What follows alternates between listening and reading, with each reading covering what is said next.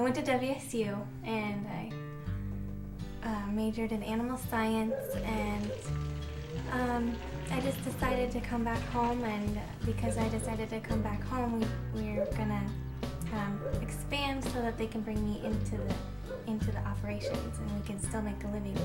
This is a simple song. It's not too deep, not too long. Well, this was a dairy farm before us. That was the Mapes farm. And after the Mapes quit farming, Morris Quinn ran beef cattle here. And he continued to do that for a couple of years after we bought it. And then we built the house, and then we started building the barns. And we started milking cows here in '92. A typical day. Well, I'll describe that for each of us. Jeff usually gets up about 5 o'clock in the morning, heads to the barn about 5:30. He has alleyways to clean and bedding to put in for the cows. And the cows are put into the holding pen, and he has to pre-rinse all the equipment. Usually starts milking between 6:30, 7 o'clock in the morning.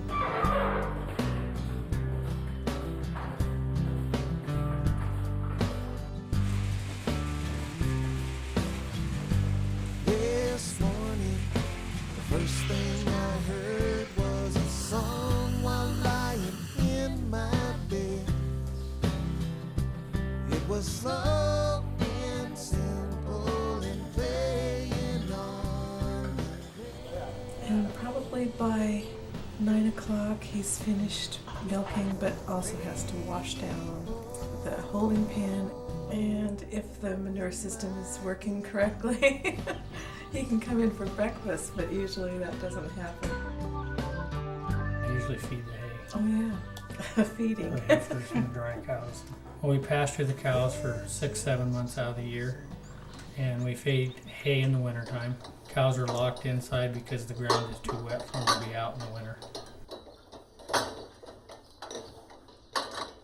We don't use any BST or any of the hormones. Everything's natural. The ground itself could be certified organic. I usually have between 10 and 15 calves on milk, just a few bottles at a time.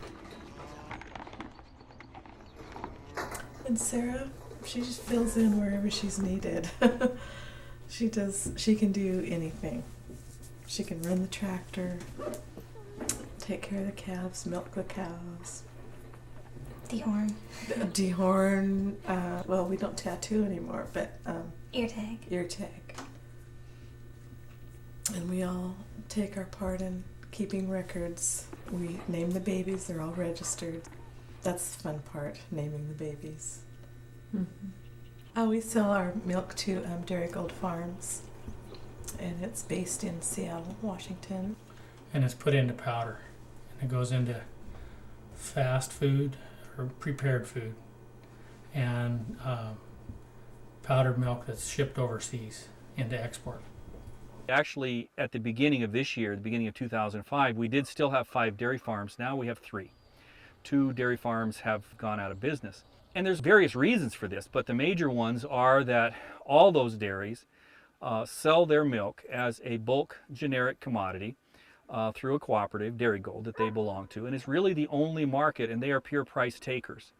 And that price is set by people other than them, and it's set largely by farms that often have tens of thousands of cows that can make money on very narrow profit margins.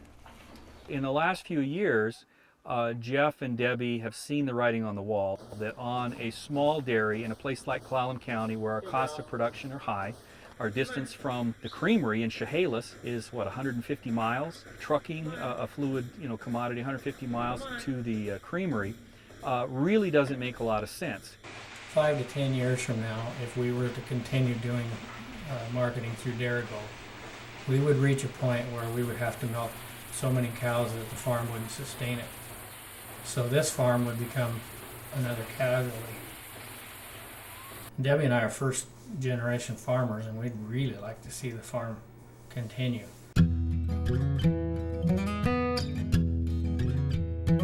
the price of land right now for homes is higher than the price it is to buy acre for farming. And so when a family doesn't farm anymore, it goes to housing because that's where the money is.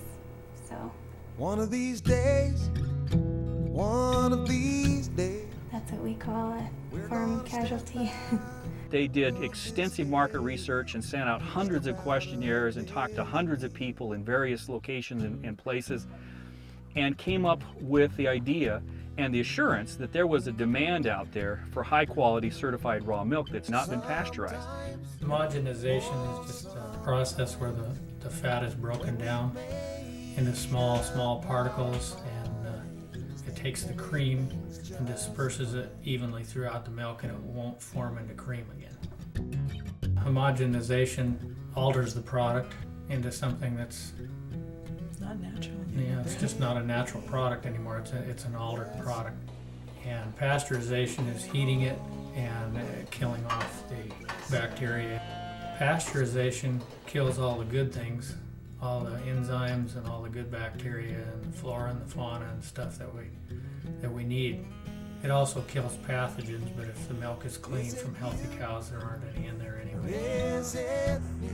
When pasteurized milk goes bad, it rots. And when raw milk goes bad, it turns to clabbered milk, and turns to cottage cheese, and turns to other edible products. They sold off, I think, about half of their herd. They decided for them sustainability meant getting smaller, not expanding production, but getting smaller, saving the best cows. And then what they're planning to do is to milk those cows and have certified raw milk that meets a niche. People kept driving in our driveway and saying, I want raw milk, and you sell me some, and we said, no. We found that there was a way to become certified, so I think We it's, had always been told that it was not possible in Washington State to do that, Mhm. but we found there are ways. Their research told them that various people in homeopathic medicine, various people with certain health conditions, various people who just believe that raw milk is superior to pasteurized milk, convinced them that this was the way to go, even though it's very difficult in terms of regulations and jumping through hoops. Our main thrust is to market locally and be able to stay small and yet still survive. And because as it stands, selling to Dairy Gold, we had to have 80, 90 cows to make a living. This way we can stay local and make a living on 30 to 40 animals. You're my the marketing part is all new to us, because when you sell to Dairy Gold, the milk truck comes and picks it up every other day, and they'll pick up whatever amount you can produce. Sustainability is not just about the here and now, it is about having a vision for the future and taking that farm a new direction. And this is a bold move by them. So, sustainability sometimes takes a lot of risk.